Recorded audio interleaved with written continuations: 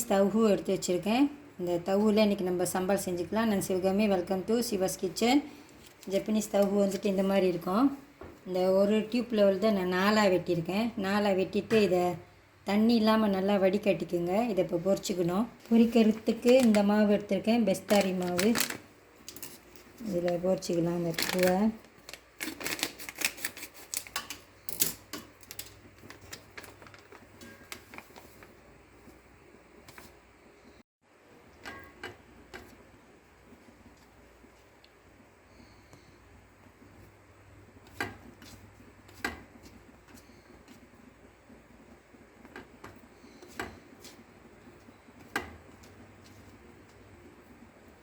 ஒரு பேனில் எண்ணெய் சூடாக்கிக்குங்க. எண்ணெய் நல்லா சூடாக இருக்கணும்.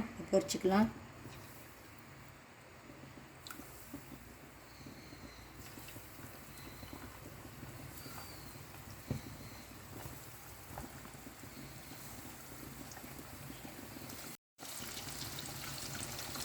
ஒரு நான்ஸ்டிக் பேன் எடுத்துக்கோங்க.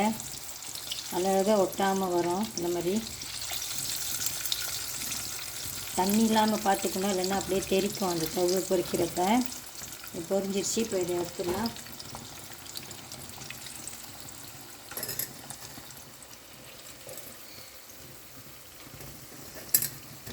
பிளெண்ட் பண்ணுற இன்க்ரீடியன்ஸ் பாருங்கள். காஞ்ச மிளகா சுடு தண்ணியில் ஊற வச்சு எடுத்து வச்சுருக்கேன். பூண்டு, செராய், ஒரு பெரிய வெங்காயம். இந்த தவ்வு வந்துட்டு அவ்வளோவா டேஸ்ட் இருக்காது, அதனால் நான் ஒரு டேபிள் ஸ்பூன் காஞ்ச உடாம் கூட எடுத்துருக்கேன். இது எல்லாத்தையும் ஒன்றா போட்டு பிளெண்ட் பண்ணிக்கலாம். இப்போ தவ்வுலாம் பொரிச்சாச்சு. இப்போ சம்பால் செஞ்சுக்கலாம். எண்ணெய் சூடாயிடுச்சு.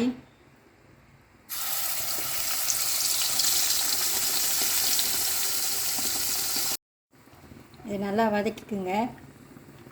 நான் பிளெண்ட் பண்ணுறப்பவே ஒரு பெரிய வெங்காயம் சேர்த்துருக்கேன். எண்ணெயில் நான் இப்போ வெங்காயம் போடலை, நீங்கள் வேணுமா போட்டுக்குங்க.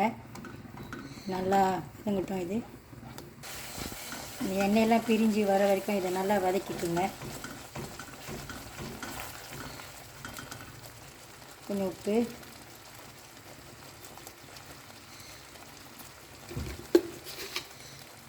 கொஞ்சம் சீனி, இது ஆப்ஷனல் தான்.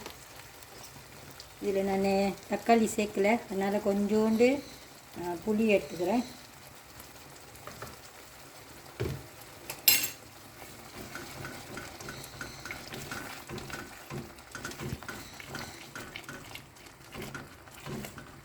கொஞ்சம் நேரம் இருக்கட்டும், அப்புறம் தவ்வு சேர்த்துக்கலாம்.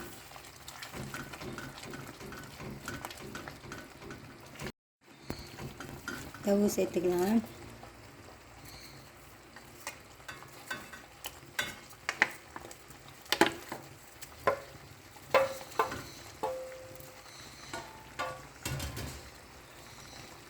மெதுவாக கிண்டி விடுங்க. தவ்வு சாஃப்டாக இருக்கும்.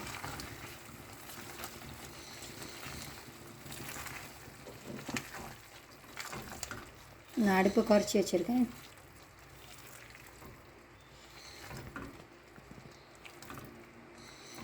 ஜப்பனீஸ் தவ்ஹூ சம்பால் ரெடி ஆயிடுச்சு. இந்த வீடியோ உங்களுக்கு பிடிச்சிருந்துச்சுன்னா லைக் பண்ணிவிட்டு, ஷேர் பண்ணிவிட்டு, சிவாஸ் கிச்சன் சேனலுக்கு சப்ஸ்கிரைப் பண்ணிக்கோங்க. தேங்க்யூ ஃபார் வாட்சிங்.